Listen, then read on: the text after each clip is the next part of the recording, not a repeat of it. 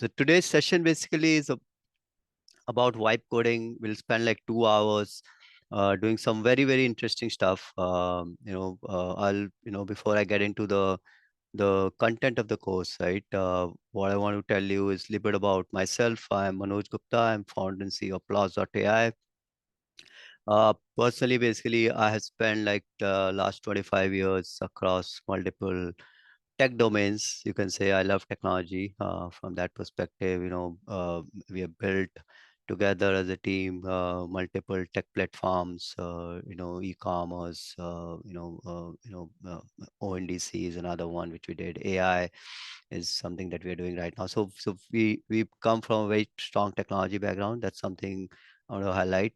We do these sessions. We have done a lot of these sessions before. Good part about these sessions is these sessions are usually, more interactive in nature. So you feel free to ask any questions, whatever way you feel that this question will help you understand the topic better. Feel free to ask any questions. You can interrupt us anytime. So help us make it interactive. Today's session basically we will cover vibe coding. It is interesting because we ourselves at Plotch.ai have unlocked a lot of value with vibe coding. It is a new term. It is something that was coined by Andrej Karpathy, who is a co-founder of OpenAI. I think about 3-4 months back, and just become like a great keyword right now. uh, but uh, but very, very useful. I can tell you that by the end of this session, 2 hour session, you will have a lot of good idea about what vibe coding is, how it can be useful to you, whether you are looking at from an enterprise angle or whether you're looking at it as a professional angle, right? In both ways, it will be very, very useful for you, from that perspective. We'll also look at vibe coding tools are, which are the different vibe coding tools that you can use.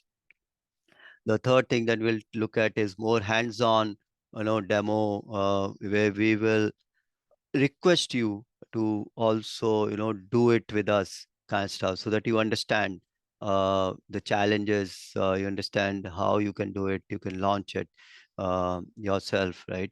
Any application kind of stuff. So that's something that we'll do. I'll quickly, share the agenda. Basically, we'll do a vibe coding intro, which I will do. Then I'll hand over to Vikram for vibe coding tools walkthrough. So we'll do some kind of vibe walkthrough of the tools, so that you understand how the tools work, from a simple thing like how do I sign in to what are the, what are the pricing models to, like which are the important features in a tool. We'll cover two tools in this session, given is only 2 hours. One is Vercel, V0 from Vercel, which is primarily used for front-end coding, and another one will use Cursor, which is primarily used for backend coding. Of course, it can also be used for front-end coding, but we'll use it for backend API coding kind of stuff, right? And then Vikram will do a demo, and then we will do some interesting hands-on coding. And feel free to ask any questions. We have kept the Q&A at the end, but feel free to ask the questions in between also, right? Now, I know in these sessions, usually I do 2 to 3 slides setting up the agenda. So if you look at the way AI is shaping up, right? The predictive AI, which was the era before 2017, where a lot of the things which we're doing was regression analysis, ML models.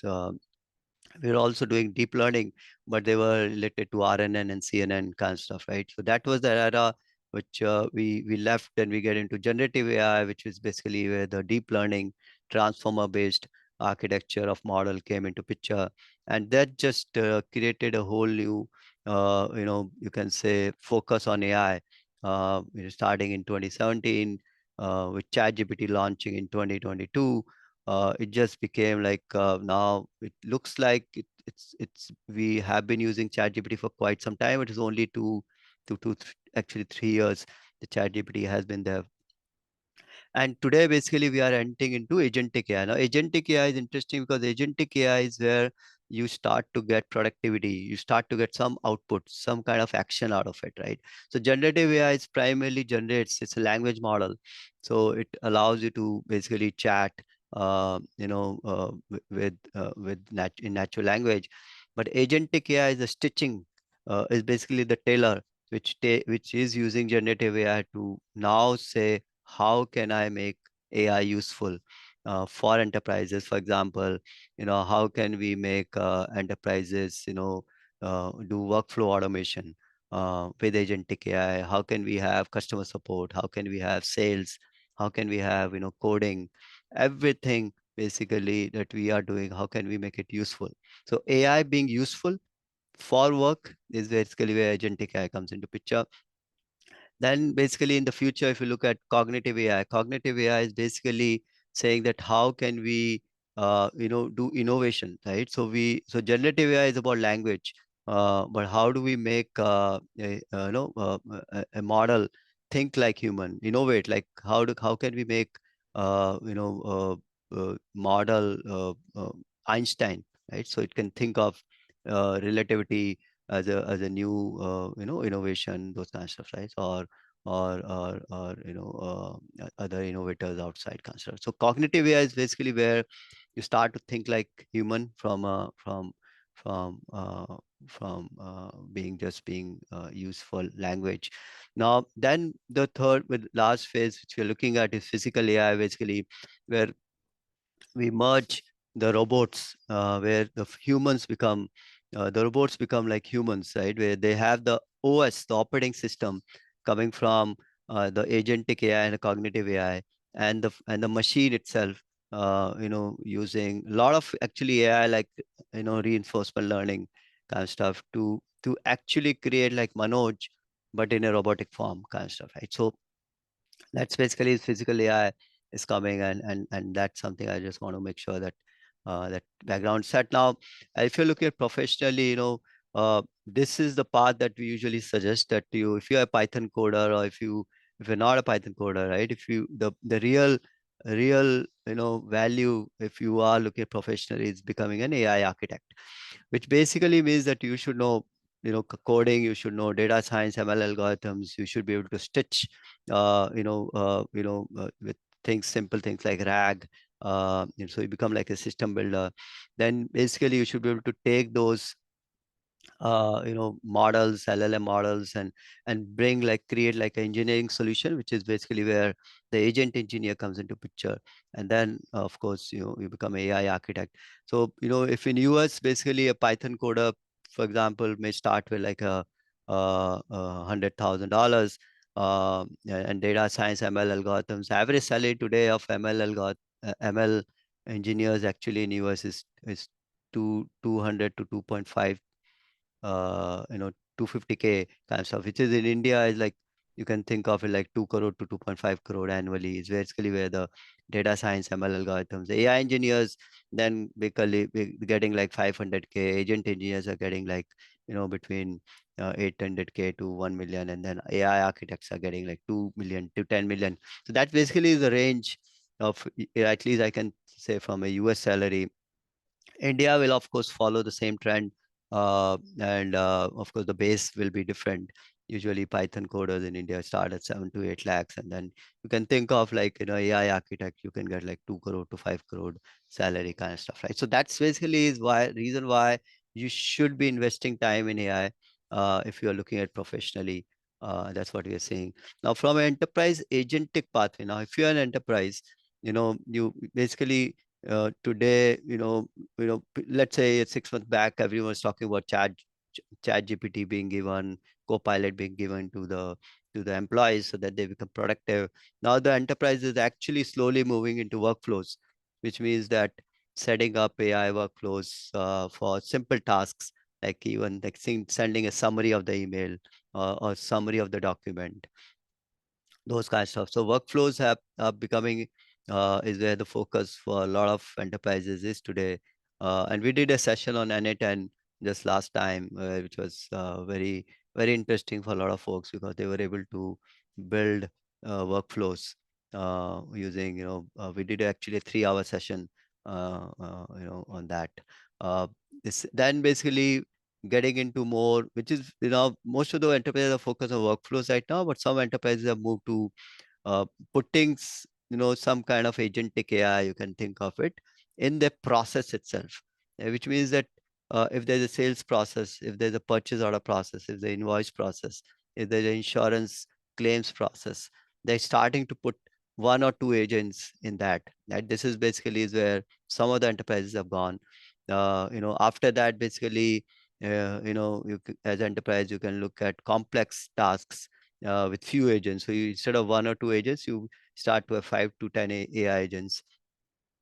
And of course, at that, basically, you replace the whole process itself with agents, right? Which means that your whole customer support is running using AI agents. There's no human or very minimal human intervention kind of stuff. So that's basically the way enterprises can look at agentic AI. What is hot right now? Basically, these are the things that we are listening in the market.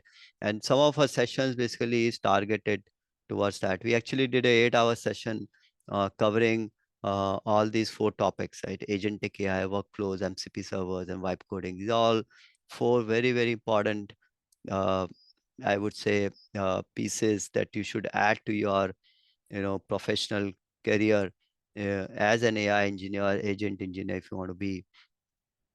Understanding all these 4 is very important. So today we'll focus on vibe coding. If you are a designer, if you are a product manager, if you are, even like a AI architect or some kind of AI engineer doesn't know, a lot of coding, you can actually do vibe coding to to to create a lot of magic kind of stuff. So you don't really need to be a serious Python coder or a serious front end coder kind of stuff, right? So, for example, I never knew React, for example, but I was able to do something very, very quickly, build applications in React using V0 from Vercel. So with zero knowledge of React, person like me also was able to build kind of stuff. So that's the reason why coding is important, that you can get much ahead in your professional career with that. With that, basically, let me get into the topic of today, which is what is vibe coding. The vibe coding is simple. I mean, it of course popularized by Andres Karpathy. He tweeted, something interesting, that he tried doing something, in a very casual way. So vibe coding is like, can you code, in a very casual way where you're not really thinking too much, or you're not really coding too much. You're not actually, you're not even touching a key, not even writing a single line of code kind of stuff. So everything is done by the model or the AI kind of stuff, right? So that's basically in a true sense what vibe coding is. Of course, as a vibe coder, if you have to do a little bit more, you may have to do some kind of assisted. You can also look at the assisted coding, which is where you graduate to. For example, when I started doing vibe coding. So basically, not even touch a single line of code or write a single line of code. Then I started realizing that of course I can do much better if I do, for example, use autocomplete kind of stuff. So we'll get into those details on how you can, of course, use all these simple concepts to really, unlock a lot of power of AI for coding. So what are the benefits? Basically, anyone can be a coder today. That's basically the biggest benefit. That even if you don't know coding, you can say I'm a coder. Because I have created this application. I understand how this application works, right? If there's a change I have to make, I can make it very quickly. If I have to change the color of the button, I can just do it like in a minute, kind of stuff. All the things which used to take like a SDLC pipeline, where you would raise a ticket, you would then raise us, then you'll create a, for example, you start a Figma, you will then give it to designer for Figma designer will go to the first of all, the product manager has to come in. So the PRD has to come in. The product manager will give it to the designer will create the screens will be given to a developer will create the screen. then it will go to the QA testing. All those 4, 5 pieces of software development lifecycle SDLC is basically crunched into one, which is vibe coding. So you don't need to create PRDs as a product managers. You don't really need to create designs in Figma. You don't really need to go to developer for coding. You don't need to raise Jira tickets and all those things, because everything is so simple.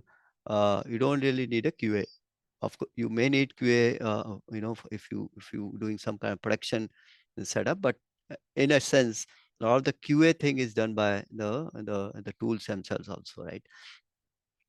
So just imagine, 4 people work is something that you can do, and you can do it anytime.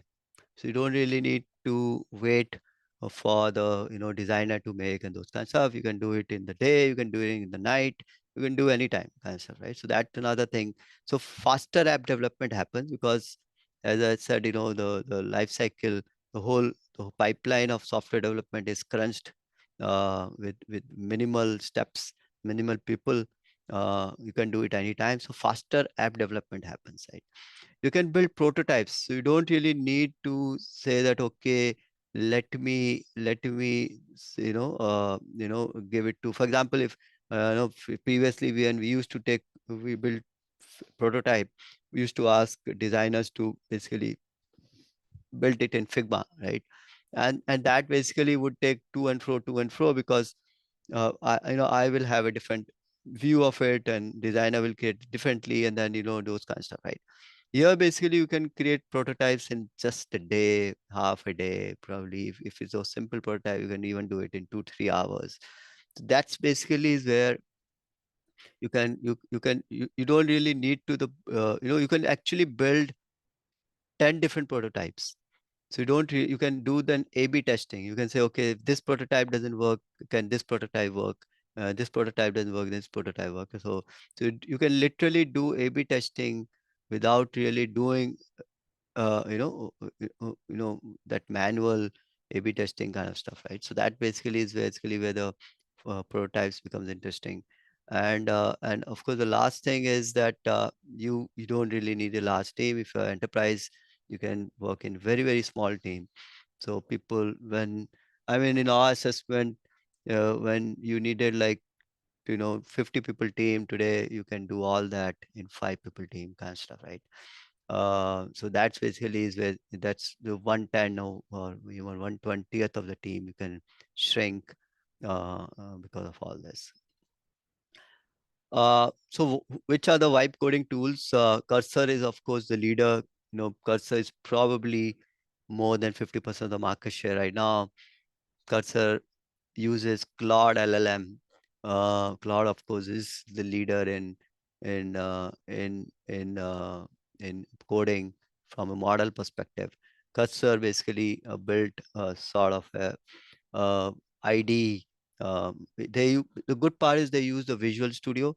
So if you're familiar with Visual Studio, basically Cursor, the interface is very, very similar to Visual Studio. So that's a good part about that. They cover all the languages. You can code in Python, you can code in JavaScript, TypeScript, those kind of stuff, right?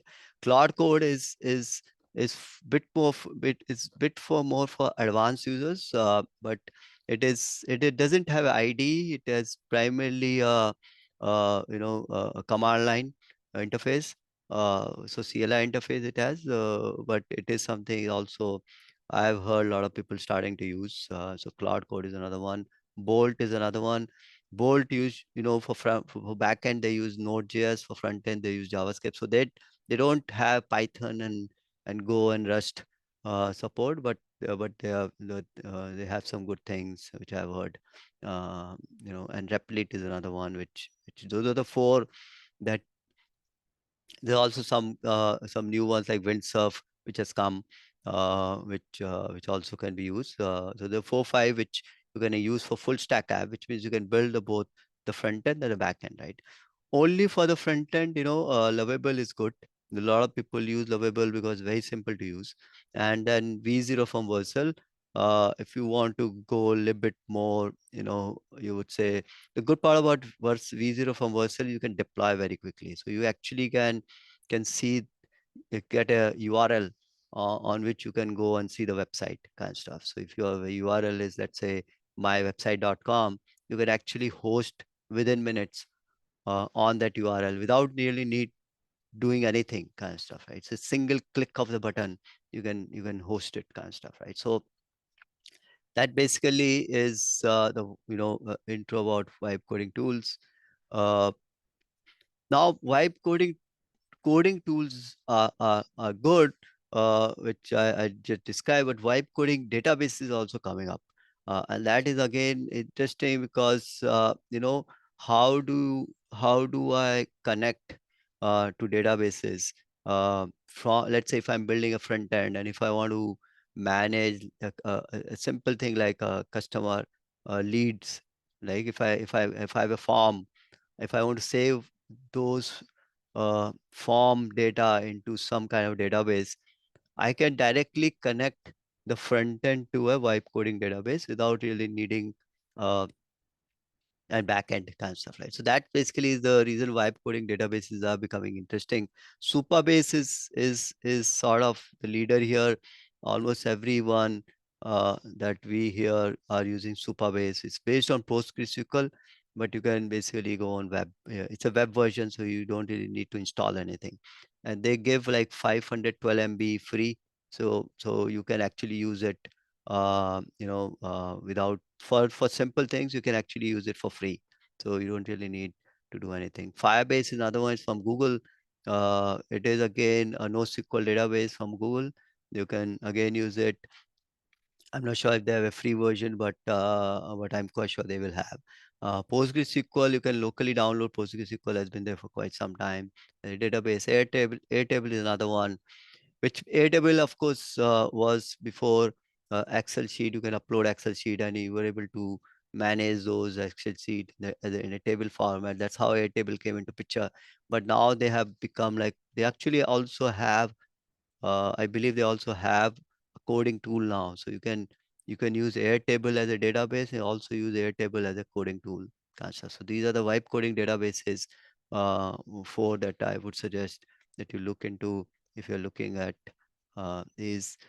Key features, of course, you can program in any language via prompts. So you basically need to put prompts. That's the good part about vibe coding. You don't really need to know the syntax of the code. So that's the one of the big key feature about vibe coding. You can roll back with version control. And this specifically in Vercel, that sometimes you may create a code which actually is not the right code, or or the right app, and then you wonder, okay, I need to go back to the previous version. So Vercel gives that option to basically go back to the version, previous version. With Vercel you can also do one-click deployment. So that's one of the reasons why we chose V0 from Vercel, because Vercel, of course, is has been there before AI, for deployment of React apps. They were the creators of Next.js, which basically is give them an edge on React frameworks, and they created this whole deployment tool called Vercel, and then on that, using basically the deployment tool, post that they created a coding tool for front end, which is V0. So we are going to look at V0 today. But the good part about that, which I want to highlight, is that you can do one-click deployment. Cursor has a very interesting feature, which is autocomplete. Now I use autocomplete a lot because it helps me not think about the syntax, and the context. So a lot of even the queries, MySQL queries and everything will be auto completed by Cursor. This is something that we will highlight a lot today, that how to use autocomplete effectively in Cursor. The other thing is multi-file changes. Now, Cursor didn't used to have. Now Cursor also has it. Vercel also has it. So if you give something, it will change multiple files, and then instead of changing one file, you can actually, they, because sometimes the code has different dependencies or different if you're building a feature, your file A, file B, file C has to be changed. So, cursor can change that. Vercel also has it. Managing context is there, which means that cursor, you can say that these are the files that please use as a context kind of stuff, so that, it can be, you know, one sec. Just change. Yeah, sorry about that. So managing context, so you can add context kind of stuff. You can create APIs. Okay, APIs is very important if you're building a full stack app with like let's say if you want to handle session, if you want to handle role based access controls, if you want to manage your keys, if you want to build some kind of tool connectors, right? MCP servers, you want to connect to MCP servers, so you will need APIs. So that's a good part about Cursor, is that you build APIs very, very quickly. You can create SQL queries with Cursor, not a challenge. You can also manage your Git. If you want to push your code into GitHub, you can also manage to Vercel and Cursor. It's very, very easy kind of stuff. Uh, Now, so what are the three steps that I can think of, that if you're building a full stack app. So I'll cover the full stack app, of course. If you're building a very simple web app, it is the step one, step two is not necessary. But let's say if you're building a full stack app, which means that you have a front end app, you have a back end app, and then you have database, you have some kind of memory, and you have some kind of cloud storage, and maybe connectors like MCP servers and everything, those kinds also is there. So usually, you would think, as we when I look at a software architecture, I look at front end, back end, and then what are the tools which I need kind of stuff. Uh, so first thing is basically, how do you plan? So first thing, as a vibe coder, I start looking at what is my data structure, right? How will I store my data? Where will I store my data? Right? So planning that data structure, because let's say if I'm creating a table like customer table, right? First I will plan that customer table. I'll say what are different columns that I need in that customer table, right? What kind of a data format of that kind of stuff. Now, Claude is actually very good. I would suggest, if you are planning anything, to use Claude for coding. For primarily for coding, Claude is very good. It will give you a lot more, depth when you're planning your data structures kind of stuff, right? ChatGPT is also good. I sometimes use Claude. I sometimes use ChatGPT. Of course, primarily I use Claude.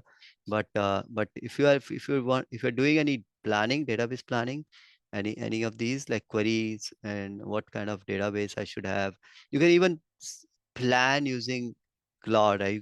You can tell that, okay, this is what I'm thinking. Give me some kind of data structure, right? So it will also give you suggested data structures or database tables and column names for it. Then the step two basically becomes, how do I do the API planning, which basically the basically where we get into backend app, cursor planning. So, what are the different APIs that I need? What are the different methods, functions, classes? So all that basically becomes as a second step, and the third step then becomes your front end app, right? How do I build now a front end app, knowing my data structure, knowing my backend app? How do I build using these APIs? Some kind of dynamic web app. Now, if you're building some very simple web app, of course, you don't need to do all these three steps. You can just do with the step three, which is your front end app. And if you're using Supabase, actually Vercel allows you to connect Supabase directly from a front end app. So you don't really need all these things. But usually you would do these if you are building a full stack app. This is the way we do. And this is something that we have been doing for last few, I should say 6 months very effectively. And we have built very, very complex, systems and platforms using this. And we'll also show you that in a bit. So that basically is about, UI planning, three step, and then you iterate, right? You do go back, you change your database, and you change your APIs, and you change again your front end. You can change your front end. Okay, then you may say, okay, I need this API that can go to your database. You can build APIs. So there's a lot of iterations which happen all is in these three steps, like step one, step two, step three, step one, step three. But this is basically is how you can get your app built out very, very fast kind of stuff, right? So that basically is something I want to highlight. Uh, that's basically something I thought I'll do in the intro. Any questions from any of you on any of the things that I just mentioned? You're able to follow what I said. Any questions? Anything which pops up in your head?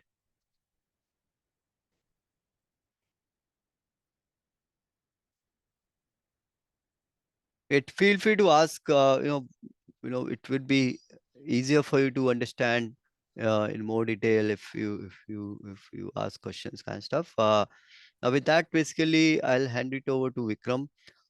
He will do a walkthrough of V0 from Vercel, and also do walkthrough of Cursor. That's basically the first thing that we'll do. Then we will then he'll show how he built a demo, of a chatbot basically. And then we will see, if we can do hands-on with you, so that you do it, you try it. If it doesn't work, you can ask questions, so that it becomes more like a interactive session for us kind of stuff, so that you go out of this session as a vibe coder and saying that, okay, now I'm a vibe coder kind of stuff, right? Before that, before I hand it over to Vikram, let me just quickly show what we have built, using, uh, you know, vibe coding, just pure vibe coding. There's nothing that we did other than the three steps that I mentioned. So this is something that we were able to build, right? This is a very complex AI ops, uh, uh, you know, with more than 100 APIs, with more than 50 database tables, very, very complex AI ops, IT automation engine that we built, completely using vibe coding. There's nothing here which we did, which is where we said, okay, let's get a developer um, to build this kind of stuff, right? So it is a very comprehensive. We even built interesting stuff like workflow builders. For example, something like this, which is, you can you can basically connect, disconnect all these things. So all this is something that we did, using vibe coding, no nothing kind of stuff, right? Interesting stuff like, uh, you know some kind of agent gram, which basically where you can see AI agents, user management. So you can manage your users, you can manage your account, you can even see a lot of analytics, right? So building a dashboard, and then data pipelines, building custom models, data pipelines, building data lakes, very comprehensive. And all this we built in just 3 months using vibe coding. This would have taken at least 25 to 50 engineers to build. We were able to do that in just three. Um, it would have taken like at least year to year and a half. We were able to do it in within 3 months, right? So, so that's the power I wanted to show, that we were able to unlock, and that's the reason we thought, we'll do this session of vibe coding, that you also can do this, and unlock the power of vibe coding to make your professional journey or your enterprise journey more valuable. With that, I'll hand it over to Vikram. Vikram, do you want to share a screen and Sure, sure. take us through? Yeah.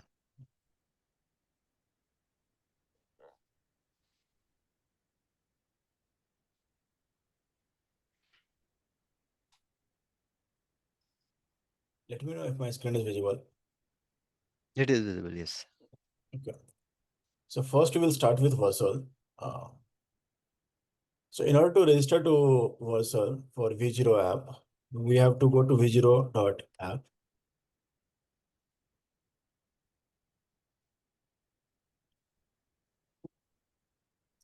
You will click on sign up.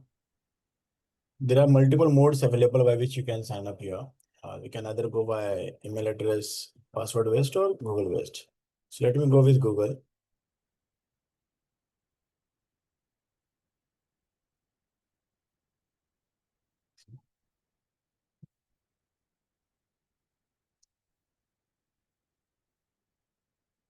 Yeah, so with this, my account is created.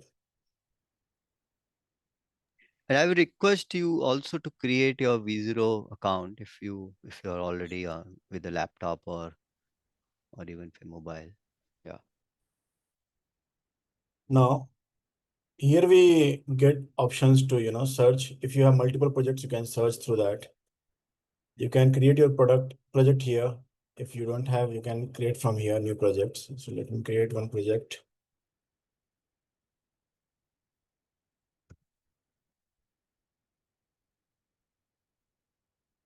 So project can be created here. Whatever recent work you will do, that will be listed in this recent tab.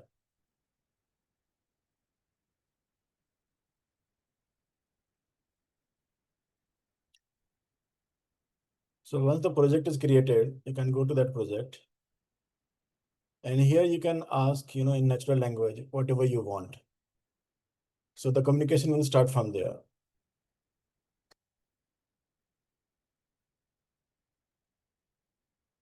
Also, you have the option to rename this project here. You can copy the project ID and you can view it on the Vercel. So once your project is deployed, it will be available on Vercel so that we can view it from here. So that are the tools available here. We can also set the environment variables using this setting tabs. So some of the project might have config values so that you can set it here in the environment variables. So you can add it here, whatever key you have and the value that can be set in the environment variables.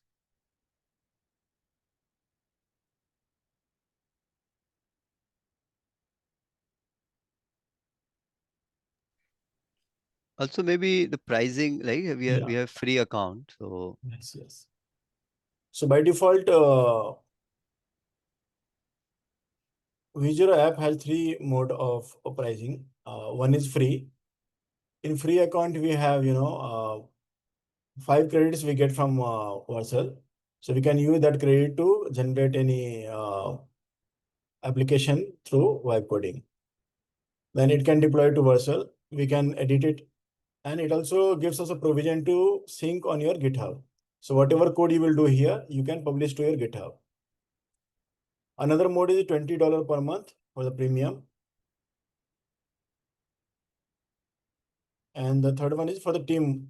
In team, we have $30 per month. Here we can add users to our team so that multiple users can work on the projects. For enterprise, it is like custom pricing. So we can ask and we can get the pricing for that.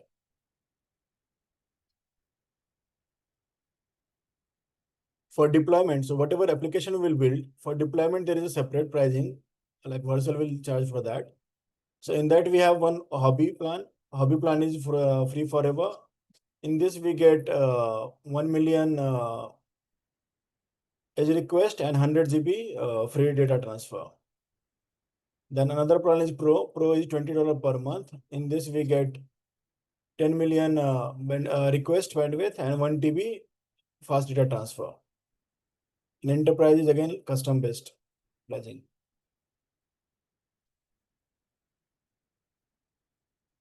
So these are the two components that we'll use in order to build any application and deploy it. So just want to highlight one thing is that the two things Vikram just showed. One is v0.app and one is Vercel.com. The two different things here. So Vercel is for deployment. So which means that if your app, if you want to share with someone that, okay, this is how, my app look like, let's say a website. So you need to put that code and deploy. So that is where the Vercel comes into picture. The v0.app is for vibe coding. So that how do you create a app? So one is creating an app, which is where the v0.app comes into picture. Another thing is how do I deploy the app, which is where the Vercel.com comes into picture. Both have both are from the same company, which is Vercel. Uh, and V0 has a $5 free credit every month, so you can use it for free every month. Vercel has also has a free plan, so you can for your hobby projects, like if you were building a simple website, you don't really need to pay anything, kind of stuff, right? So only thing, if you want to put it on a custom domain and everything, then you need a $20 plan. Otherwise, the free plan is good enough. So this is free to use. I mean, that's one of the reasons that we chose this, is that you can use it for free, and you can actually open an account right now on both Vercel and V0, and do as Vikram is doing. You can also do the same thing, kind of stuff, right? Yeah. The Go same ahead. account will be, yeah, thank you. Same account will be used in both. Like once we create a V0 account, like that is virtual account, we can build our application here. Then we have option to publish. So once we click on publish, we get an option to deploy here. And once we deploy, it will deploy the application on Vercel. So you get this dashboard there where you can see, whatever is the domain that is being allocated to this deployment. You can click this domain and you can see your app. So this domain can be used in order to view your application anywhere. Then this is the internal URL that you get for the application. You can view the source code here. So whatever the source code that you can see, like for that deployment, at that deployment, what is the code?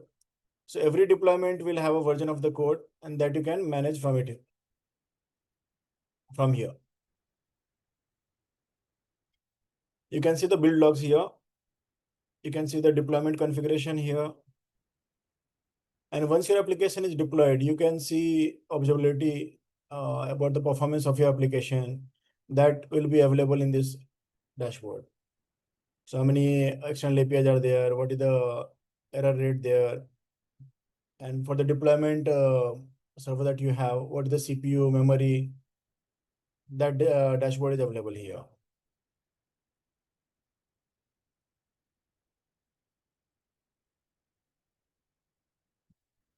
So I would request everyone to create one account in v0.app. And once you are done with that, we will proceed ahead with development of an app.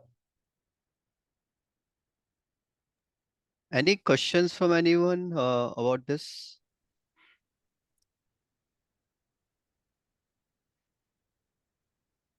Okay. Not Yeah. Not right now. Okay. Thank you. Shall I move ahead with one of the demo application where I can show you how we can design our application there? Yeah. Do you want to also do a walkthrough of Cursor? Sure. Or- Okay. In order to register with Cursor, you can go on cursor.com and here you can sign in with your email address. Cursor also gives you IDE that you can use for the development. So we can download it based on our operating system from here. For example, I have Mac, so I have downloaded for Mac. It also has pricings like hobby pricing that is free, then Pro $20 and Ultra that is $200 per month. So free is enough, I think, for the initial phase where we can interact with the cursor and do the vibe coding.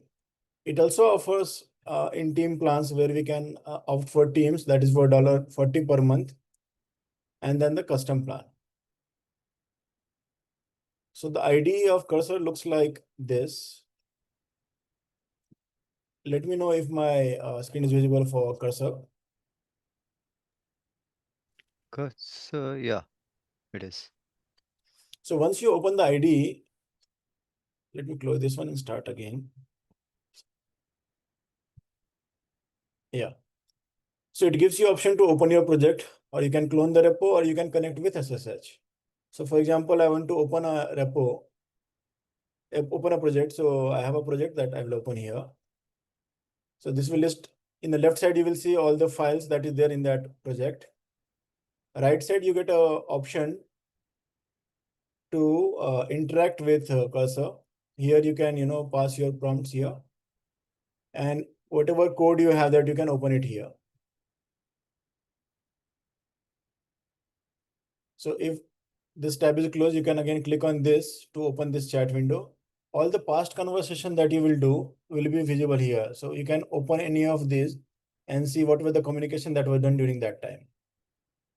So it maintains the context that you have done to build any application.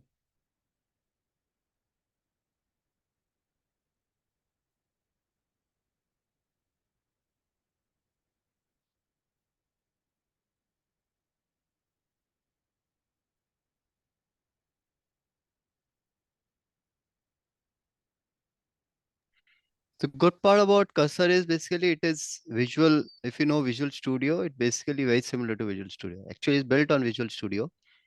So you don't really need to, do any. It's so basically if you're familiar with it, it becomes easier for you to use. You can also install extensions, which are Visual Code extensions that you want to install. All that is facilities there.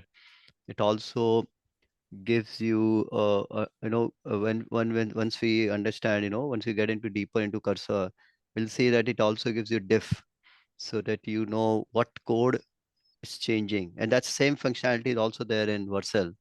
It also show you what code is getting changed, what is the new code which is going out. So if you are a coder, you can also see, what the code is being done and those kind of stuff, right? So yeah. I think I will be showing that in the practical Yeah. demo. Yeah. And there Yeah. I will be explaining, how you can review the code changes that you have done in both the applications. Yes, yes, yes. Go ahead. It's very simple to use. Any questions so far?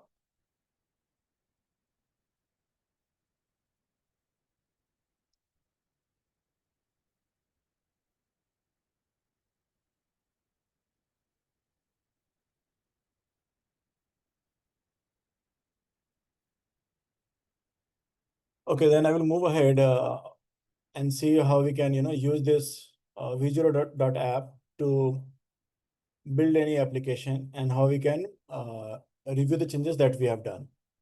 So for example, I have created a chatbot using V0.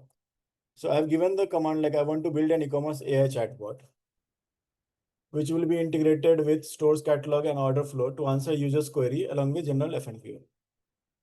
So what it has done, it has created a chatbot. What we can see here is whenever we pass any request to this, we can see what exactly it is thinking and it is processing. So you can click on this and it will show you what exactly they are doing at that moment.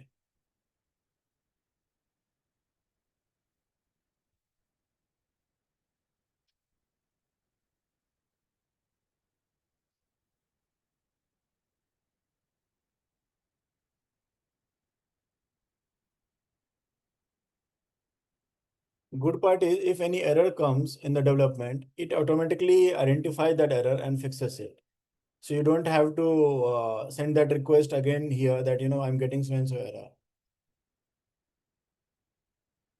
We can again modify any part of this application using just the natural language. So when I built this, I was getting all the widgets here. So I passed in the landing page only chatbot with option to search would come. So it has removed all other options from here. And here you can see the versions of it. So whatever version, is available, you will be able to see it here. So you can click on this, it will show you that version of the code. So if I click here, I'll be able to see that version. So this was the first version, to which I said that only chatbot with search option I want. So it has corrected that to this.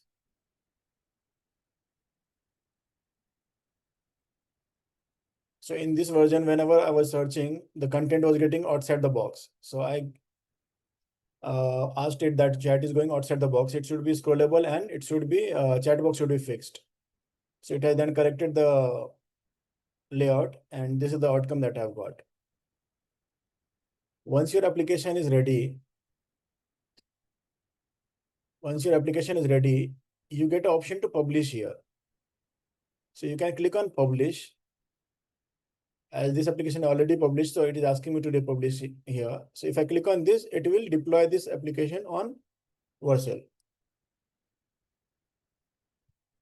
So what we'll do some changes here and then we'll try end-to-end step. So apart from the chat option that we have, we also get a design option, design mode. So if I click on this, I get an option to select any element in this design. For example, I take this one. So it gives me provision to review here. I can change the icon from here. So I can select any icon. For example, the bot icon is there, right? So instead of that bot, I want another bot.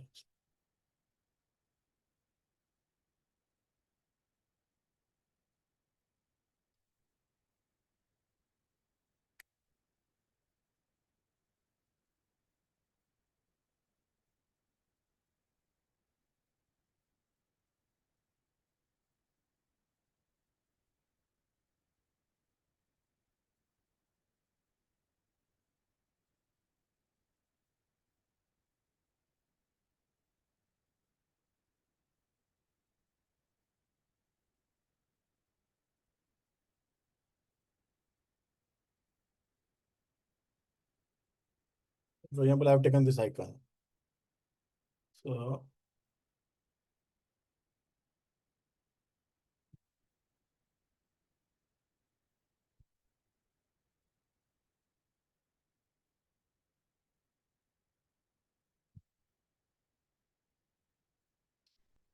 refresh this once.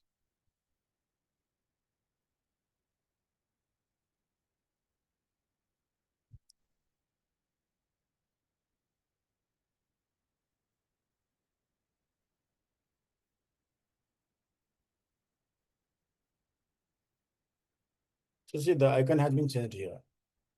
Now let me take this one. So we get the option for typography here. I can change the font. I can change the font size, font line height. I can change the font to extra bold. I can change the color of the font. And you can see it like preview in front of you, that whatever changes you are doing, preview is available there.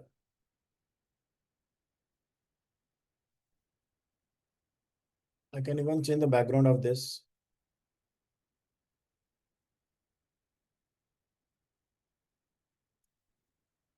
So this visually I can review and I can change it here. So for example, like this. And for this, in normal process, I would have asked UX designer that, in Figma, change this layout and provide that to me. And that process will take again a day. So this way we can change the design here. And once we are done with the changes, we can click on save. So this is saved now. For example, I wanted to say that don't want suggestions.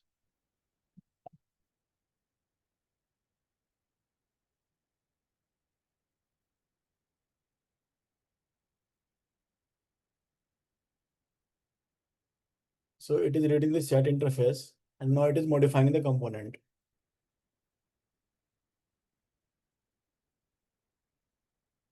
You can click on this to see like exactly which file it is modifying.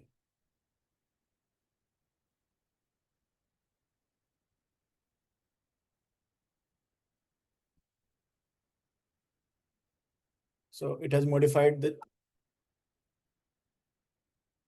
chatbot application and now the suggestion box is not there. Again, as we have seen, the earlier version was V3, now it is V4. If we wanted to see that what exactly changes has been done, so we can click on code here. One you have is view and one is code. So if you can click on code, here it will show you that, which file it has changed. So it shows here that, the chat interface is changed. If you click on this, here you have option to show diff. You can click on this one and here it will show that exactly what is being changed. So as you can see, it has removed the suggestions from here. and the handling of that. Suggestions.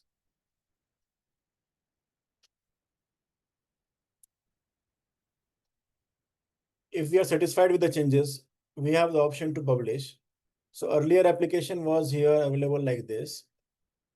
Now what I will do is I will publish this version.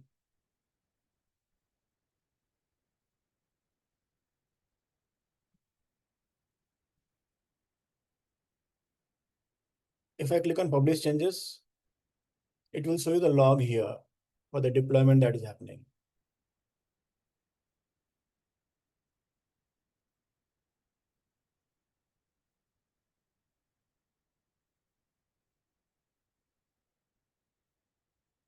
So as you can see, it has fetched the files, deployment files. Now it is deploying the files.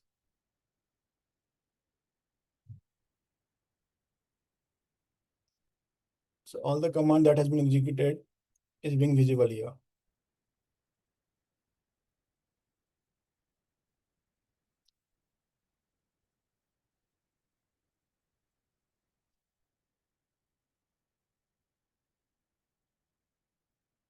So once it is deployed, we will be able to see the new changes on the endpoint that is being provided to us.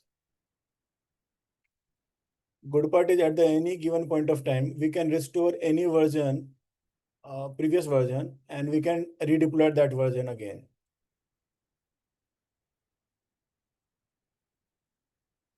So this is deployed now. Now if I go to this endpoint and refresh it, the new changes will be reflecting.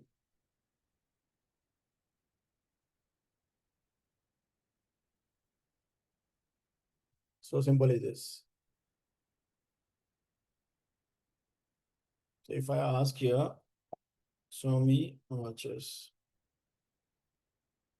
So it has fetched the product and it has given the details of that.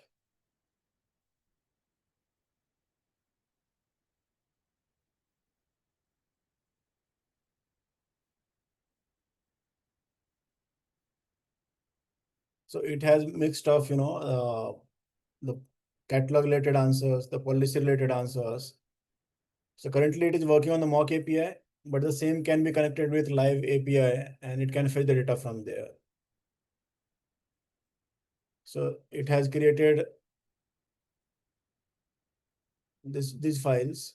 So if you can see here, the app is there, components are here. So card sidebar is there, chat interface is there, FAQ section is there, knowledge base widget is there, order history, product catalog. Then we have library here. So here we have the mock data. So whatever like data it is sending in the front end, that is from this mock. So here we have the structure for the data. So products data is in this format. Similarly, customers data is in this format. Orders data is in this format. So think of the case where we used to like product manager used to connect with a front end lead and back end lead to define the schema of the API. Once that is finalized, then we have to deploy the mock data in order for the front end to work. So that all is being handled by AI itself now.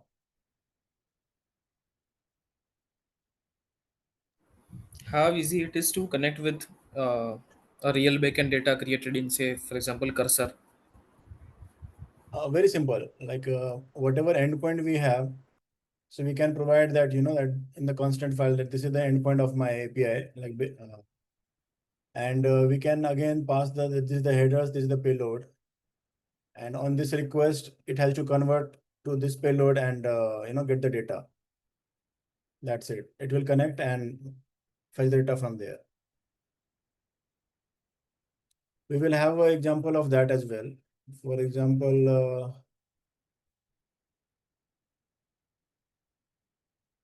we'll come to that one. Like I have that example as well, where we have, built an API in Cursor and that will connect with front-end chatbot in Okay. Visual. Hmm. It's very simple.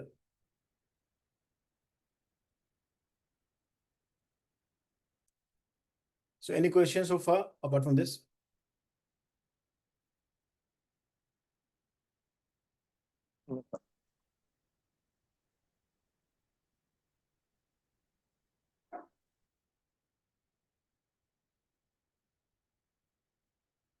anyone wants to, so this basically is one way to, like this is v0.app that we just show.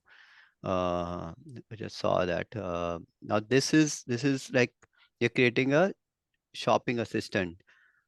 We can, does anyone here wants to create like something else? So we can try it right here. Anything that you say, okay, let's create a website, let's say, or let's create a SaaS tool, right? Let's create something, we can also give screenshots. So another interesting thing is you can give a screenshot. Let's say you have a competitors or some screenshot of some other good company that you want to build like that. So you can basically upload a screenshot, it will build for you. So anything you want to try here? You want to build like, I don't know, Salesforce, you want to build uh like Gmail kind of stuff, anything you want to build?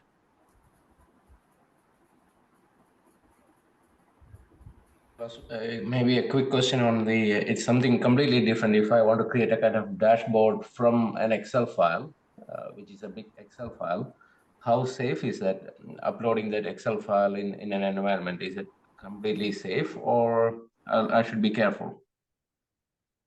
So basically, if you have Excel file, right, now if you want to create a dashboard out of that, you would need to upload that Excel file into some kind of database. So this basically, the Excel file you can, for example, upload in Airtable. Airtable is very good for Excel file kind of stuff. You can also upload your Excel file in your PostgreSQL, like Supabase, and then you can connect a Supabase to directly to your Vercel app, and then it should be able to give you the dashboard kind of stuff.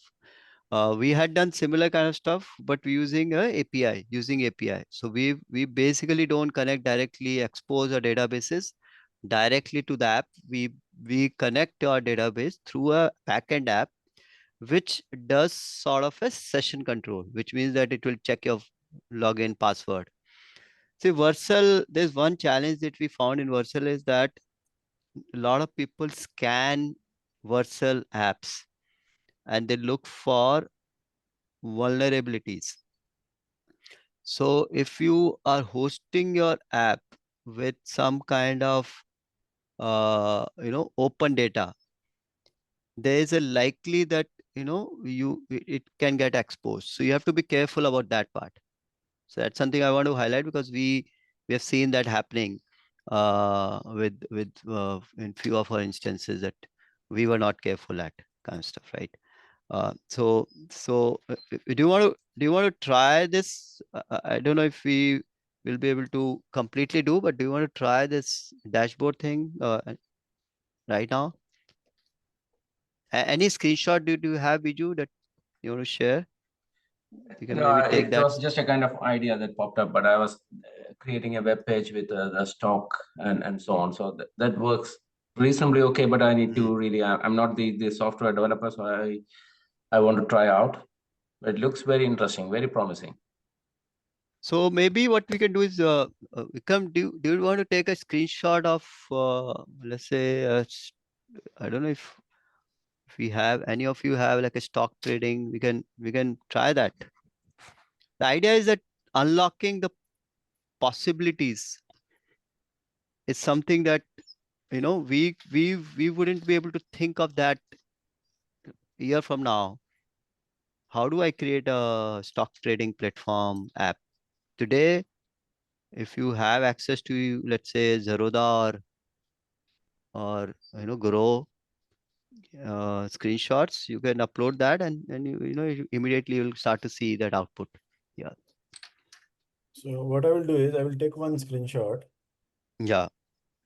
and we'll give that to Vercel and we'll create a dashboard similar to that. Yeah. Let's start from, maybe come let's let's maybe make this a hands-on. So we'll just start with like a completely new project, Yes, yes. and let's see how. Just give me a second. Yeah. Any of you are coders here? Nope. No, not me. Okay, none of you are coder, which is fine. Actually, what you will see is that even though you're not a coder, you will be able to build something which will be truly a top class. People will not even believe that, okay, you are not a coder, you build it. Before this hands-on, I also wanted to answer that question, like how you can build in cursor, store data in database, and then connect with your API to your front end. Yeah, let's do that. Yes, let's do that. Then we'll come back to this hands-on.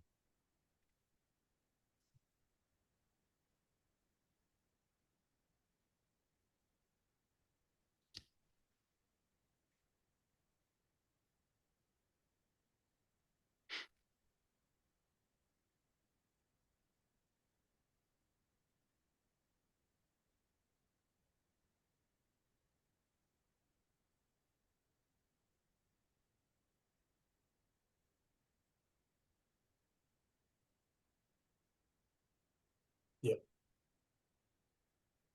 So I will share my screen again.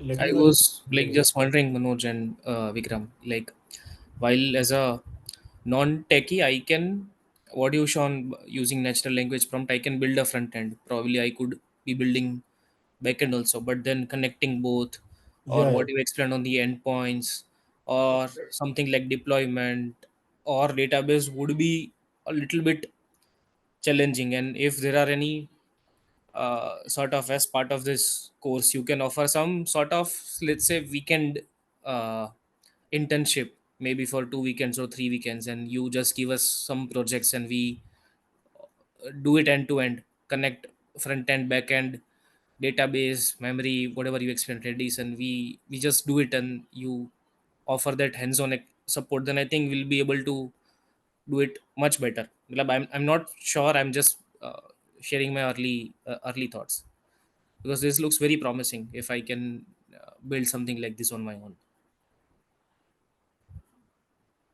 Yeah, I think that is not a challenge. If you later say that, okay, this is something that I did and I have this issue or this, we'll be happy to support you in giving you guidance. So as I said, we have built very complex. What you're saying is actually the simpler part of what were able to build and stuff. So how do the key question, of course, the front end is there, back end is there. The key question then comes, how do I connect to back end and front end? Because how do I tell the front end to use this API, right? For this button kind of stuff, right? Hmm. So, kind of stuff. And those things seemingly look complicated, but they're not that complicated. Okay. And we can show it to you. I mean, I don't know if we'll have time today, but we'll try to show that to you today. If you're not, then feel free to reach out to us, and we will be happy to give you guidance on how you can do that. one example I will give you right away now is I have created another example, that knowledge base RAG I have created here. That this is the front end that I have. I have given here that create a knowledge base chatbot with modern UI. This chatbot will take user query and call search API with user query. So whatever user has asked, it will pass that to search API. Responses received from the API should be shown in the chat as a response. API endpoint should be constant, use component and service-based design. So what it has done, it has created a chatbot. Then I have passed here, this is my API curl.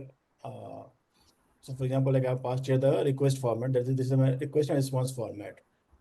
And it has integrated it. So I was facing course issue. I told here that, I'm facing cost issue. So it has changed the approach. So instead of calling the API directly, it has called via curl internally. So now if I can show you here that this is the front end, I'm asking question here, like what is my return policy? The request has received here. This is the search request that I have received. This is my backend built via cursor. What is the return policy? This request has been received and the answer has been returned from here. And this is the answer that is being presented here. So here, if you can see in the application, this is the API. Here in the constant, it has defined like this is search endpoint. So if multiple APIs are there, so based on the, the nature of that API, here we can define the endpoints. And then in the front end, like we can tell V0 that, for this action, call this API and it will connect it accordingly. So front end we have seen. Let me ask. So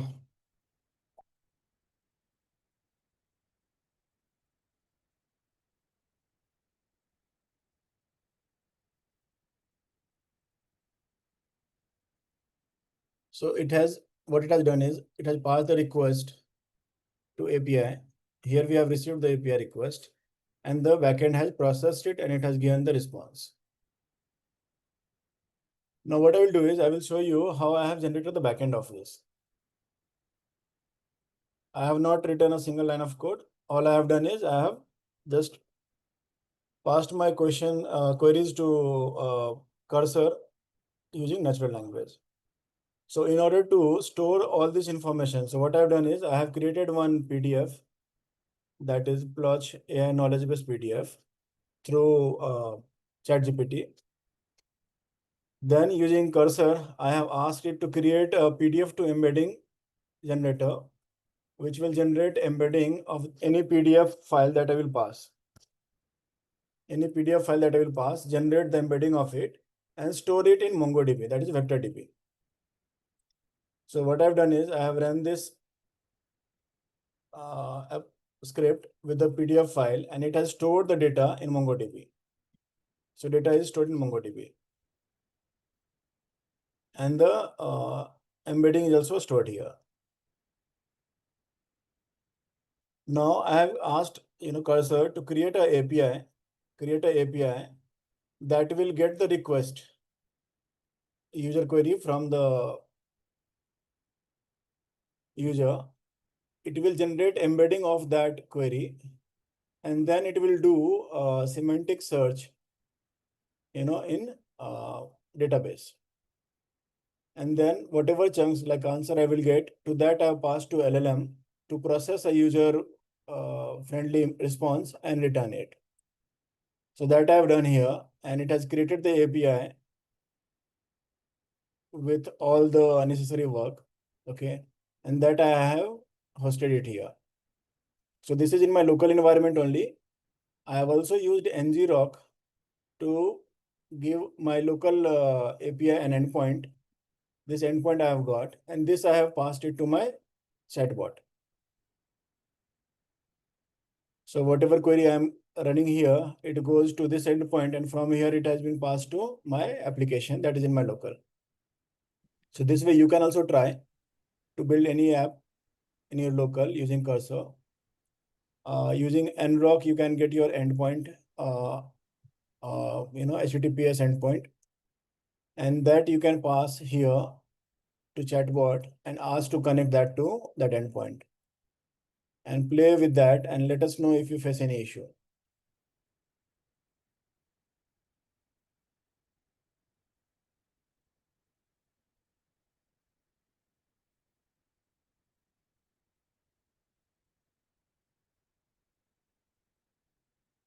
Any questions so far in this? No, thank you.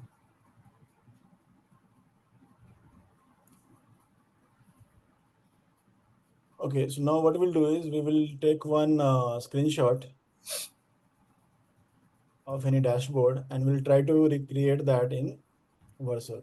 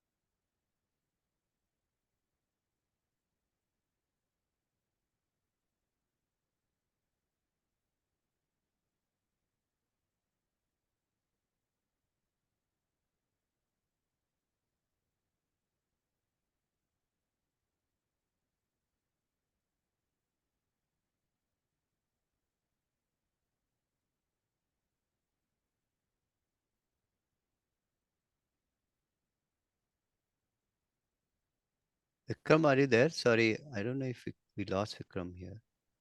Just a second. I'm Sorry. finding one screenshot similar to. Okay, sure. Let me share my screen and ask you all that what you want to build.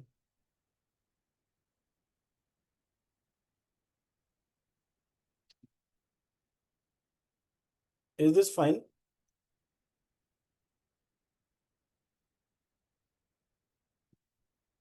Or any other image from this? If you Maybe it's simpler. Yeah, we can take the financial dashboard.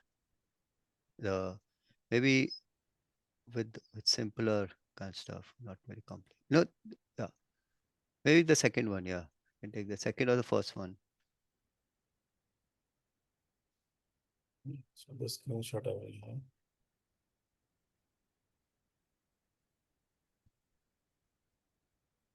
I'm taking the screenshot of this.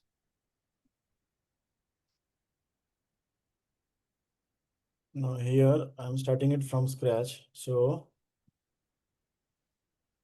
I have created one project here. Let me delete this also. So step one, I don't have any project here. This is my blank account. So let's create one new project here. Let's call it as financial dashboard. So the dashboard has been generated.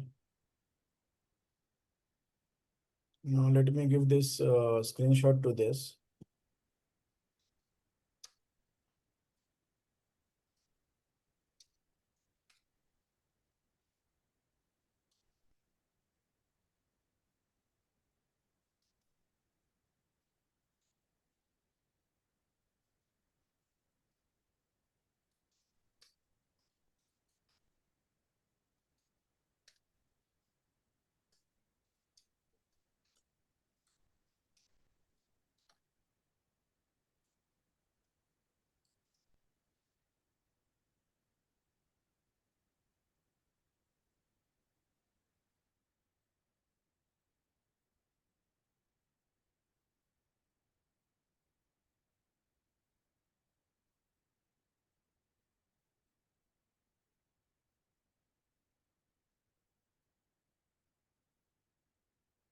It is thinking now.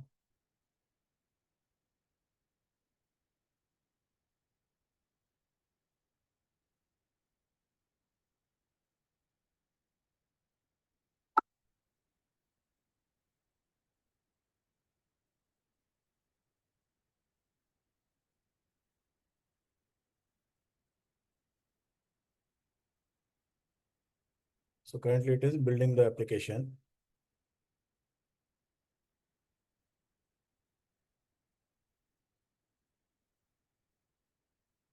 So from the screenshot, it has taken that it needs to create a dashboard page, a revenue card component, showing the large metrics with progress bar, forecast chart component with line chart, and static data table showing forecast Q3 adjusted actual and risk columns. And target achievement component. So it is creating these fours.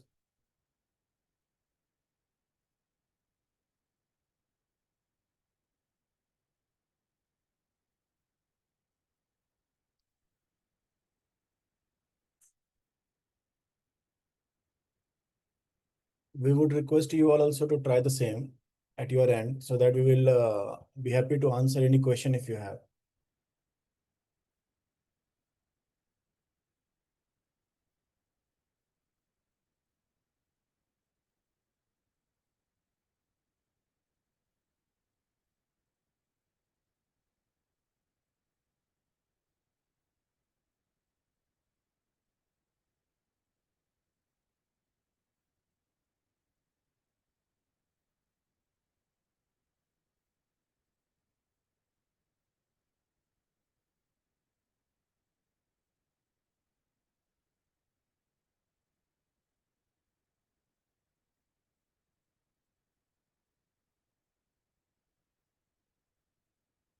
Till now, anyone have any question?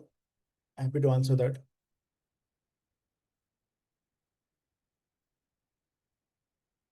So basically, this is generating a dashboard right now, right? You have given a screenshot.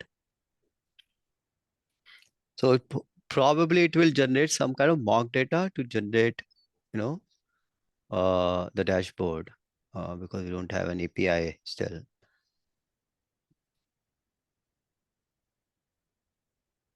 It can sometimes take time, but you can, you know, if this is happening, you can go and, you know, do some other work, or you can, you know, drink coffee, whatever, you know. So the good part is that you don't really need to wait for it while it's happening. It can just do it on its own, kind of stuff, right?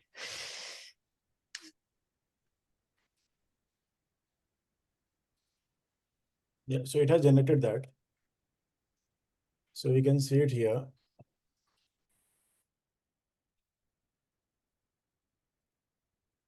So now let's say if you want to change the color, you know, it's very simple to change it. So as you can see, you know, you can now, you've just created like a very quickly, like given a screenshot and just said that's, you know, I want to create a dashboard, and it's basically it has created dashboard.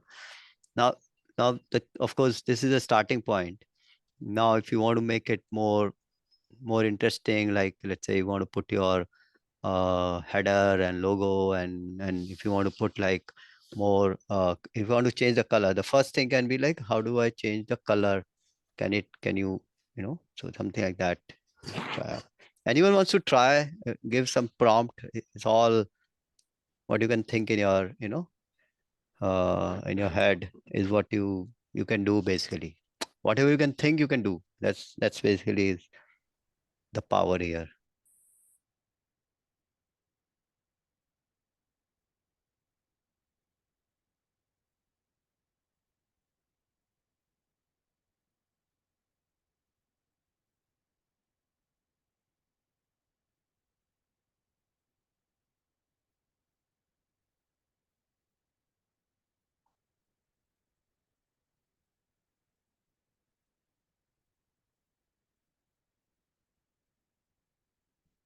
So earlier it was just directly the dashboard. So I've added a header to it.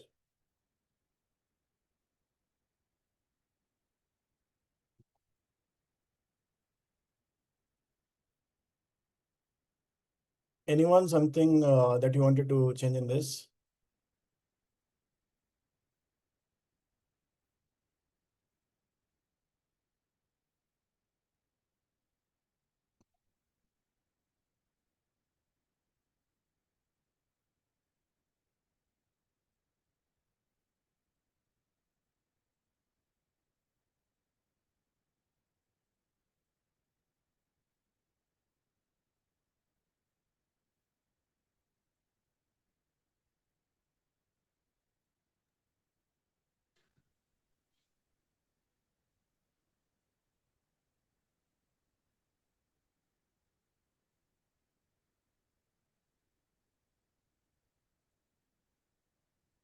In order to change the color of this, we can pass the color exactly like whatever you want. Currently, I've asked to change the color combination entirely.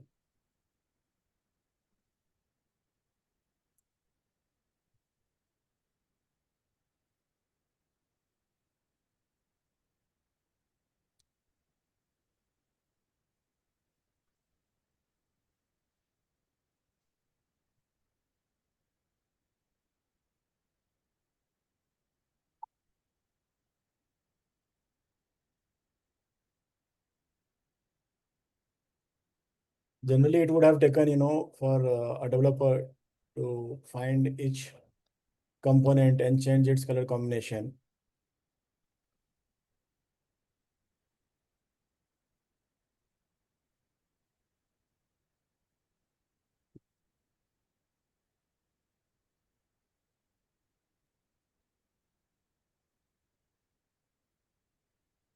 Any question here?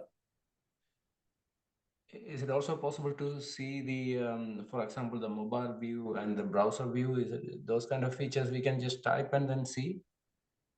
Sorry, come again. Yeah, but if I want to see the same view in mobile phone or tablet or in a browser, like in Figma, you know. So it's an option to see how I see it in a mobile phone or dashboard or a tablet. Yeah, so basically here you can click on publish and Okay. it will give you an endpoint. That endpoint you can take and you can, review in any of the device. I see. Also here it's mobile responsive. So if you change the layout of the screen, I think we can do that here. I just drag here.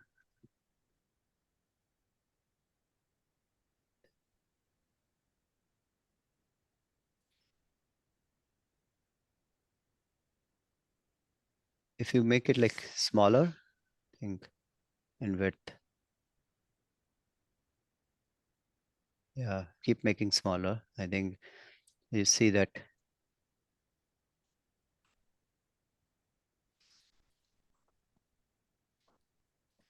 Or if you share with, I think, with the team here, they can also look at it. Sure. So we'll publish and share it.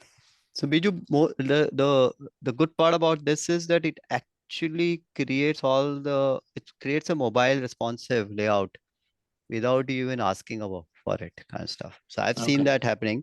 If it doesn't, you can actually ask it to create a mobile responsive website. So that's a great power that you don't really need to break your head.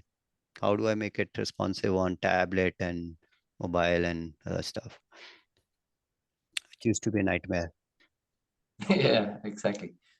Yeah. Have you shared? Just a second. Okay, it's deploying. So it takes like a minute to deploy. I mean, once it's deployed, then it will be available on a public URL, which we can all see in our It's devices. available here now. So this is a public URL, and yeah, if you just change it, see here, it's already rendered it in a mobile view. I'll share in the chat so that everyone can. I mean, you can do very complicated stuff. You can say that I want to now put a chatbot icon here so that I can also use chat to get the data. So you can basically, as I said, it's basically whatever you can think in your head, you can do. You can also if you don't like it, you can also say revert it to the previous version. You don't really need to physically revert. By clicking the revert icon, you can ask it to just revert it. Sometimes it may not be able to revert completely, so it's always preferable to revert it manually, but most of the time it works.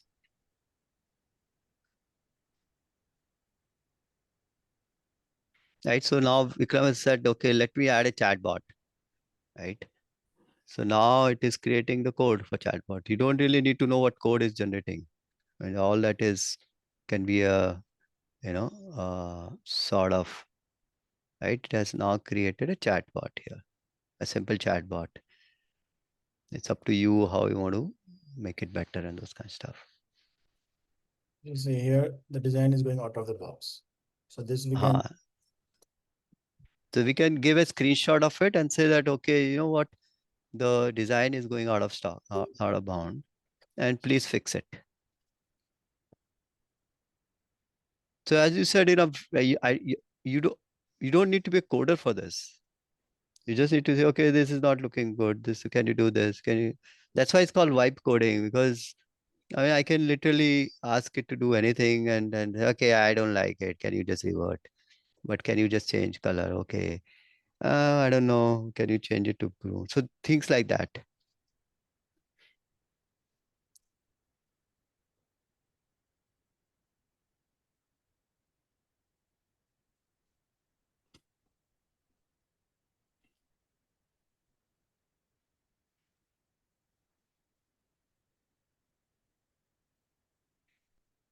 So now it has become better. At least it's not cutting. Yeah. but still I think it's touching the right side. So, but you get the point, right? It's just basically we can also say that I want to make my, I don't know, I mean, header, footer. Can you add more, or can you add pie chart to it, for example, when you pie chart as it say.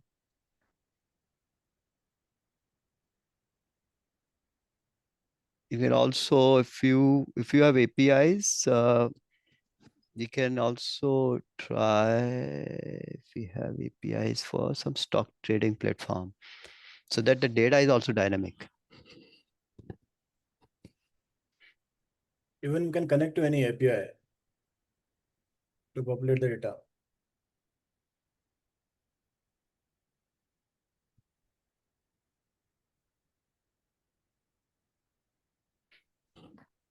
Maybe we can, you can even ask this, to create, to use some API to give us. We can Sure. try that. I have not tried, but we can just say that can you use some API of live stock trading data and show me stock trading data in a visually, attractive way.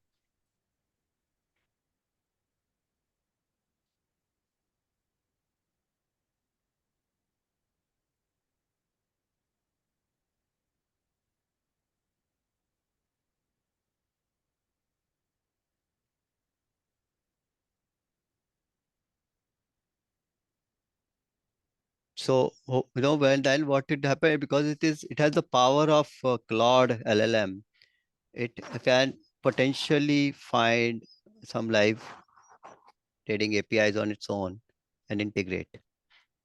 So here I gave like, can you add more data in the dashboard with the different charts like pie chart?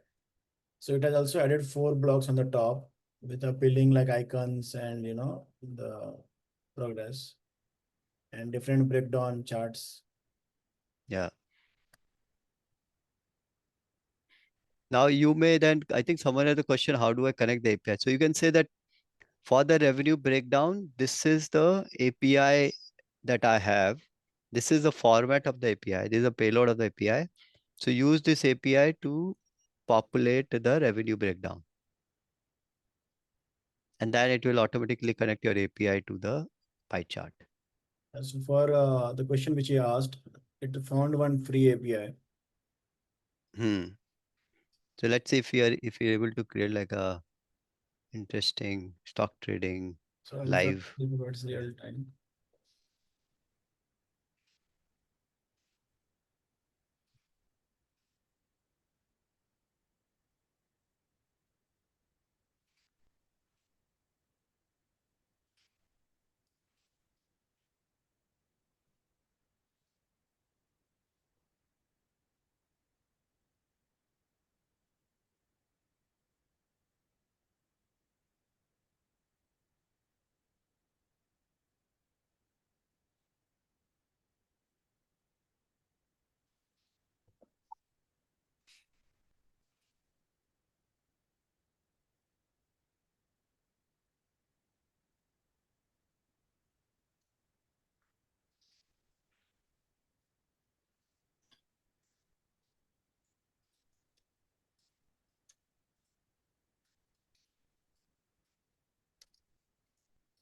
So sometime this may break. So you can, click on fix with V0 and it will take that context and will fix it.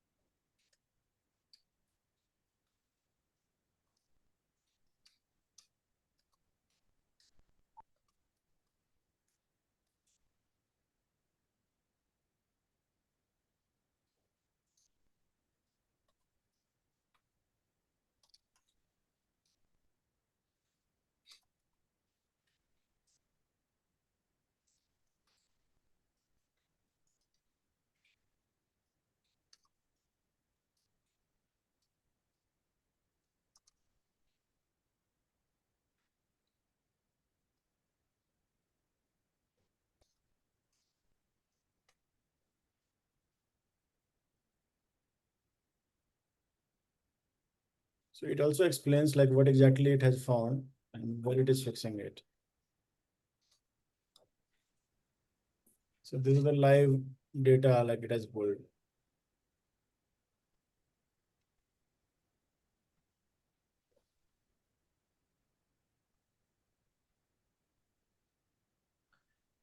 Can I ask a slightly different question? I asked earlier if I have a local kind of Excel file with a lot of financial data, last 5 years sales data with the customers and everything.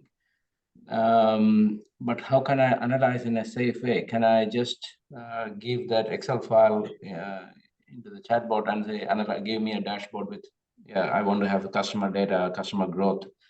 Is it safe? Intrinsically safe?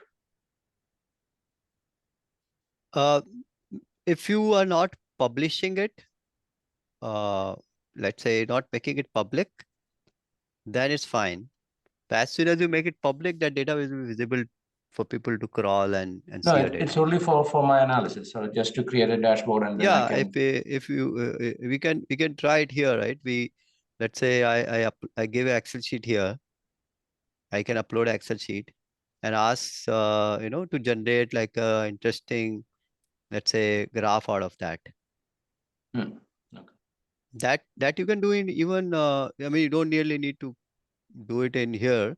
You can do it in Claude also or ChatGPT.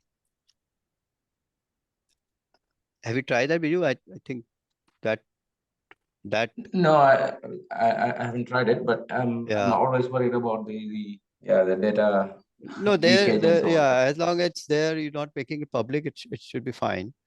We use that, but the real thing is that a lot of times people share that link, make it public. So I mean, that something is where the challenge starts to come in.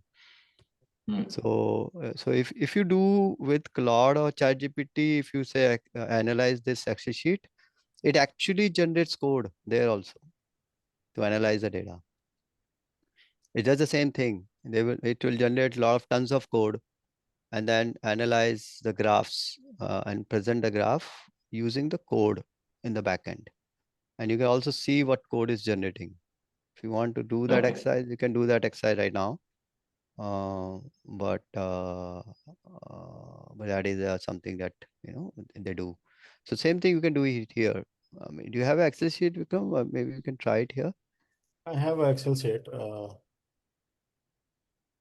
We upload the Excel sheet and say that use this data to generate an interesting dashboard. Sure.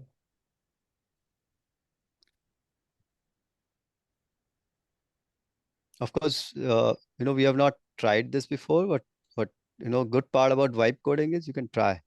There's no downside of failing because you're not, you're just trying with in real time and it doesn't work. You can revert back. No challenges. You're not taking anyone's time. You're not paying anyone. You can do it even the night, day, morning, whatever time works for you. You're not dependent on a developer. So if you can see here, it has created one, like it's reading through Python file. Yeah, it will do that. To read Excel sheet, it will create its own code to read Excel sheet. Of course, that code will not be used later on. It will discard that code. And then once it's read, then it will create a mock. It will store that data in some file. It's static data. And then use that data to generate a dashboard. Right. So if you want to quickly show someone very interesting dashboards, extracted from Excel sheet, I mean, this can be a great start.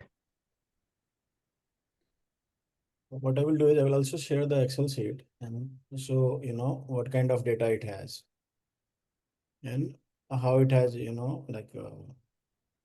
been presented in V0. So this is the Excel sheet that I provided. So it has a transaction ID, it has user ID, timestamp. Can you zoom in? Sorry, I'm not able to see, but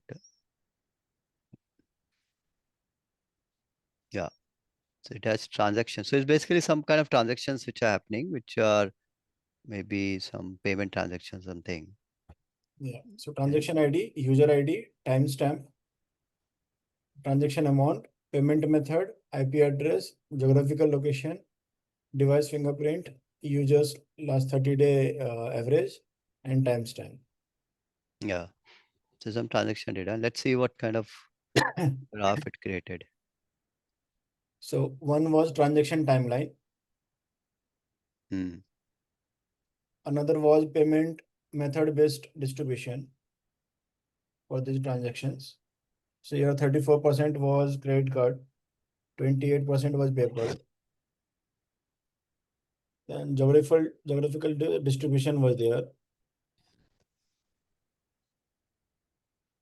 Then recent high value transaction. Realizing the power of this, right? Because immediately I can create a very interesting dashboard without really beating head out of, beating uh, myself out kind of stuff, right? And it's visually very appealing. I mean, it's also mobile responsive. You can also see it in mobile. It automatically renders beautifully in mobile. You can also, I think, you can also, because I'd say, if highlight any anomalies. I think it should be able to do that. And a lot of times we want to know what are the anomalies in payment transactions, in order transactions, in my stock trading data, in my insurance data.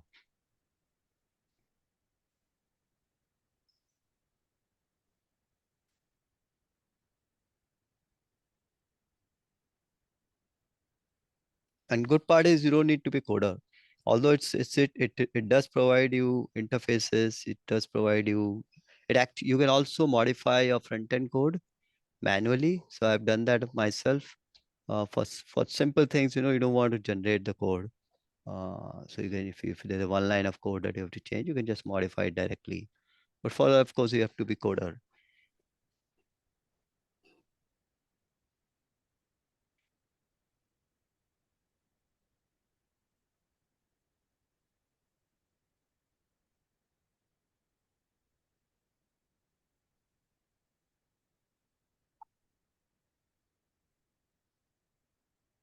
Yeah, so it has detected few.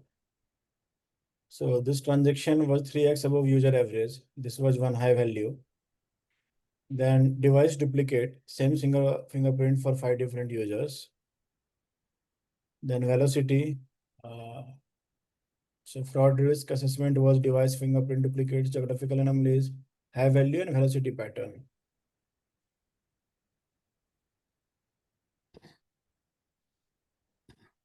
Anything, Biju, you want to explore further here? I think it's very interesting. I can easily use it from next tomorrow onwards. That's interesting. Yeah. And if you need any help, later also feel free to reach out to us, right? But is there any way to accidentally not to publish? Is there any way to protect this publication feature? Mm, This is private. okay, if you're asking, is there some way you can lock it? That okay, even if someone Yeah, wants exactly. to. Yeah. Mm,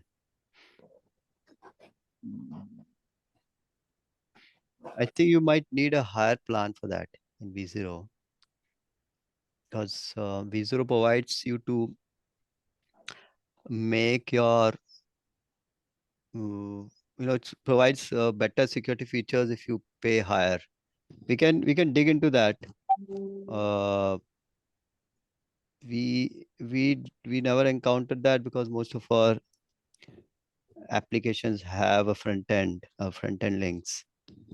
So we never looked into that, but we can dig into that and come back to you.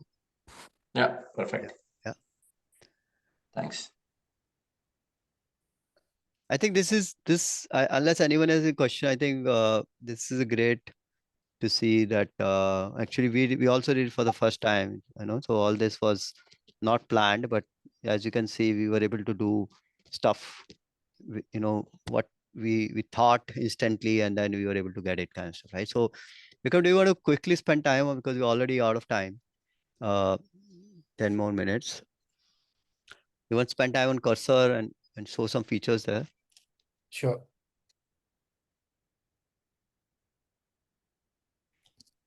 So cursor is primarily, we use it for backend. So a lot of stuff about APIs, tool integrations, connectors, session management, access management. That's where the cursor comes into picture for us. We built a whole agentic AI framework, which is Grok Lake, using cursor. So we know the power of cursor. We ourselves have benefited a lot. Yeah, go ahead, Vikram. Yeah. So any API or anything that you want to create, like I want to ask that question to audience. We'll try that real time.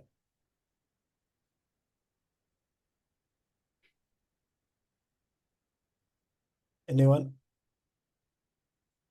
Or we can create like a simple get customer data, like user data, maybe Okay. that. Yeah. So let's say get customer user.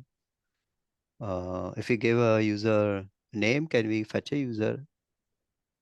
Sorry, if you give an email, then can we fetch the name and the other details? Maybe the name only thing. Can do that.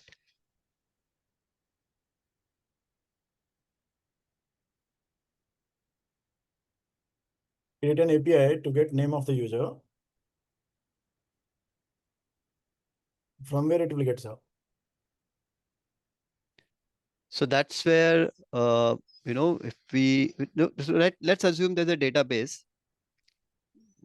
Let's assume there's a database with a column name called email, name, address. Let's say 3 columns. A MySQL database, you can assume.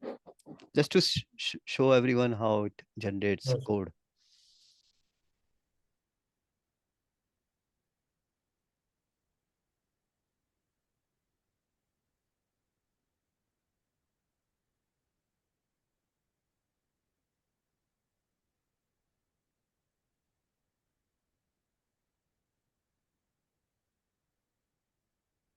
So first what it has done, it has just scanned my directory and it identified that, other scripts are Python based. So it has taken in context that, it has to create Python scripts.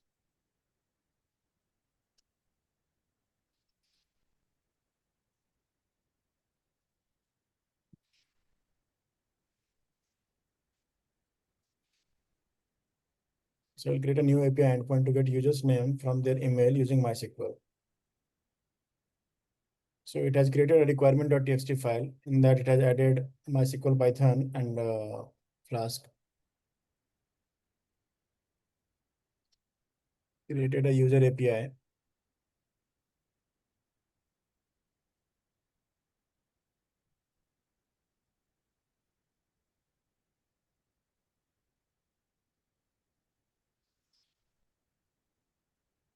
So what it does, it created an API in Flask where it has connected with DB, like DB connection it has created.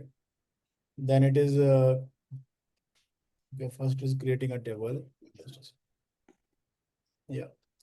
So here it has created a API to get name. So it is a get API where it will find the username by email. So it will request email in the input. And from that email, from the database, it is fetching name and email where email is email. And it is returning it.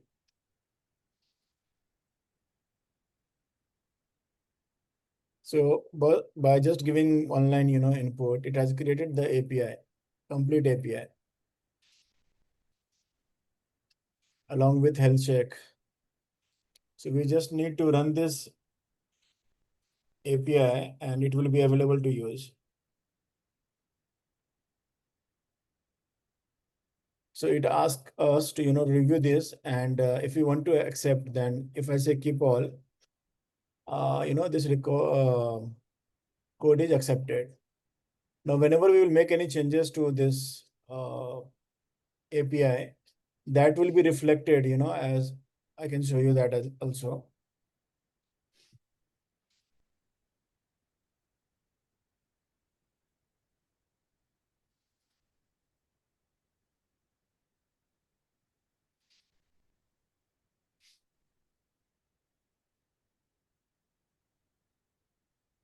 So I have asked that, that there is one extra API for health check, remove that.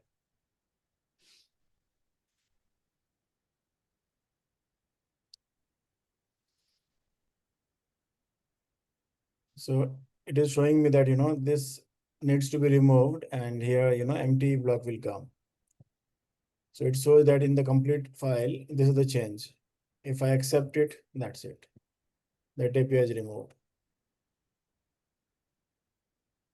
Along with this, it has also created one documentation.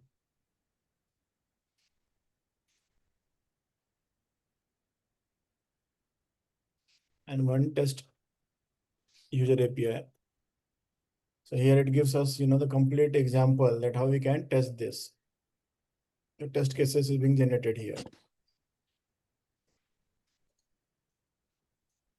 And this is the documentation of this API. So what exactly this API is for and how you can run this, how you can test this.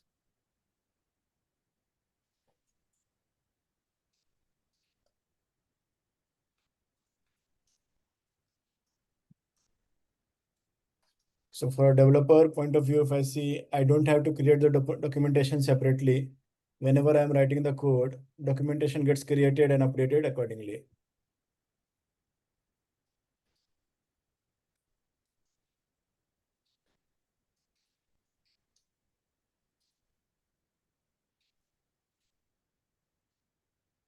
Here you can see all the changes that it did.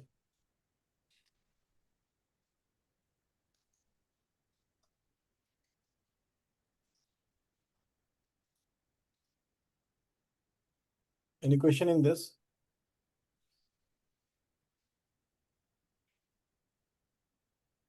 So I think that this basically shows that you can literally create very quickly APIs, and this of course gets into a realm where you have to know a little bit of coding, but you don't really need to write code. I mean, you don't really need to know the syntax of the code. And most of the coding languages, if you look at it, they are, you know, if you read it, it's like a English language. So if you don't have to write manually any code, I mean, it's easy for you to, understand the code. It's not a big challenge, kind of stuff. Uh, that basically is how you can write, in cursor very quickly function. And we have not write any. Do you want to show autocomplete feature? I don't know if you showed it. Uh, how you can do like a quickly autocomplete anything here. So if I start writing a code, let's say, I can also give a comment and then it will autocomplete. So let's say I can just write a comment there. Yeah, right. It just I just have given yeah, he just gave like at MC, it automatically understood that I'm trying to write something. Also giving suggestions about the method. And I just need to do tap, tap, tap. So you just keep on pressing tab and it will just keep on writing the code for you. And if you have to change, of course you can change, but it just is a better way of coding because you have a little bit more control. You know what is being written. And if there's small pieces of code that you have to change, you can do with autocomplete kind of stuff. So Cursor does like billions of autocomplete every day. That's the kind of scale they have. A billion autocompletes every day. so yeah, it understands your code and then suggest you accordingly. So it is giving me suggestion to create this health API. Again, if I give tab, it has the method. But hopefully this gave you, bit of idea of how can use the vibe coding tools. What is vibe coding? What are the different vibe coding tools which are available? How you can start on zero to build like simple chatbot to complicated dashboards to live data. You can literally build anything. You can give a screenshot of, let's say, 5-6 screenshots you can take from any app, and you say, okay, build an app based on these screenshots, and you have it. And then you can modify, of course, based on what you want to modify in that. Then we talked about cursor, how we can build simple APIs using cursor. And and then of course you can connect these APIs to your front end. Again, that is a simple exercise that we unfortunately we couldn't do it today, but you just say that connect this API that I have, this is the payload for this button or for this action kind of stuff, right? So you don't really need to do anything there. And it will automatically connect the API to your to your backend. And then you can deploy it on Vercel. If your front end code is there, you can deploy it. You can keep it private. That's not a challenge. And cursor, you can create Python products. You can just use any GUnicorn, anything to run that, to create APIs for you. Any other question from anyone before we disconnect? I just have few slides to show. We can just quickly, I'll just show those as the parting thing. Yeah, so few things I just wanted to highlight is that we offer corporate training. So if this is our we have done multiple corporate trainings, and for example, Siemens, we did like a 50 people training where we trained on agentic AI. We are experts in agentic AI, so anything in agentic AI, is definitely a lot of people come to us. But of course, we can also cover topics like ML, vibe coding, AI tools, LLM engineering, AI engineering, AI architect. So we can literally train your company if that's it. And the benefit is, of course, AI strategy building and AI leadership path. And for professionals, of course, if you take these courses, you can literally go on a higher salary path, as I said, with AI architect. You should be an AI architect. That's how you have to look at it. As I said, we have done multiple corporate trainings. We also offer AI services. So we have a services offering where we can build workflows, we can build custom POCs, we can also do agentic AI, complicated deployments, those kind of stuff. And of course, the benefits are faster ROI and we will make sure that you get ROI, and that's something that we guarantee. We're doing another session. Next session is on RL, reinforcement learning. Of course, reinforcement learning is a bit technical in nature, but if any of you or of your colleagues want to attend it, it is a very hot topic right now, reinforcement learning. So something that we would recommend you attend it. It's possible for you. Yeah, and with that, this is my email address. You can always reach out to me or my team at Plotch.ai. And yeah, with that, I think this is a wrap. Any other question from anyone before we wrap up? Can we get these slides? Is it by email or? Yeah, we'll share the slide. That's not a challenge. Yeah, We'll share the slide right away. Yeah. Maybe Manoj, one feedback. I didn't, after the registration, I didn't get the Zoom link. Maybe next time, if you can make sure that you get promptly, that helps. Oh, sorry about that. I'll definitely make sure that is not there. Sorry for that. No, it's okay. I thought maybe, so what's going on? And then I called the mobile number. Then I think I talked to one of your colleagues. Oh, okay. That helped. I'll make sure that doesn't happen next time. Sorry for that. Yeah. Okay, Definitely. no problem. Thanks for that. Thanks for that. Thank you very much. Great. Thank you. Thank you, everyone. Thank Bye-bye. you. Take care. Bye-bye. Bye-bye. Bye-bye. Take care.